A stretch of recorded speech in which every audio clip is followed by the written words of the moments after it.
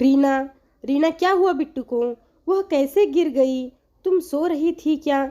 एक ही तो काम है, वह भी ढंग से नहीं होता। सास ने भी सोचा मैं भी गरम तेल में तड़का लगा दूं, इसीलिए अनुज से मूड का फायदा उठाते हुए बोली, मैं तो परेशान हो गई हूँ अनुज, तुम्हारी बीवी से एक बच्चा तक नहीं संभलता। अरे हम तो अकेले घर का सारा काम भी करते थे और बच्चों को भी संभालते थे, पर मजाल है कि कभी बच्चों को खरोच भी आई हो।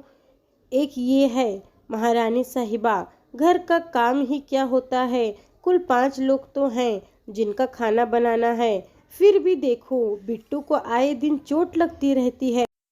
अनुज और उसकी माँ विमला देवी रीना पर आग के गोले बरसा रहे थे। ऊपर से बिट्टू का रो रो कर बुरा हाल हो रहा था। रीना ने ड्रेसिंग तो कर दी थी, पर छोटी है, रोएगी ही। रीना को समझ नहीं आ रहा था कि क्या करे। बिट्टू को चोट लगने के कारण वह माँ की गोद में ही रहना चाहती थी और अभी उसे रात का खाना भी तो बनाना था। रीना ने अपनी सास से कहा, माँ जी मैं बिट्टू को थोड़ा घुमा देती हूँ, उसका मन बहल जाएगा। आप जरा किचन में सब्जी देख लीजिए, बिट्टू तो मुझे छोड़ ही नहीं रही है। बस इतना कहना था कि विमला जी को तो जैसे किसी सांप ने काट लिया हो। जोर से चीखते हुए, रीना अपनी हद में रहा करो, खाना बनाना तुम्हारा काम है, मेरी पूजा का टाइम हो गया है। तुम्हें बिट्टू की केयर करने आती नहीं तो मैं क्या करूं? हम तो अपने बच्चों को खरोच तक आने नहीं देते थे। यह कहकर वो पूजा वाले कमरे में चली गई।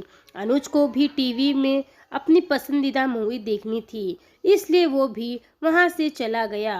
रीना की आंखों में आंसू आ गए। वह बिट्टू को झूले में डालकर उसे अपने साथ किचन में ही ले गई और खाना बनाने लगी। आधे घंटे बाद विमला जी के फोन पर उनकी बेटी रिंकी का फोन आता है, जो कि पास में ही रहती है। उसके बेटे का हाथ जल गया था, वह लगातार रोए जा रही थी। विमला जी से अपनी बेटी का यह हाल देखा नहीं गया।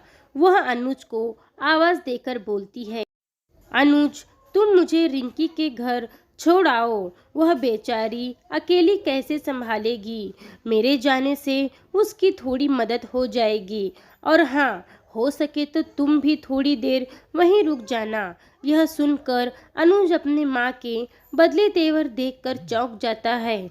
वह खुद भी शर्मिंदा होता है, जिसे अपनी बीवी की परेशानी कभी नजर ही नहीं आती। वह अपनी माँ से कहता है, माँ जी रिंकी के घर आप अकेले ही चले जाइए, मुझे बिट्टू को लेकर डॉक्टर के पास जाना है, और हाँ मैं खाना बाहर से पैक करवा ले आऊँगा।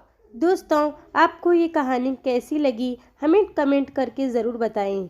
खुश रहिए, मस्त रहिए। मिलते हैं एक और मज़ेदार कहानी के साथ। धन्यवाद।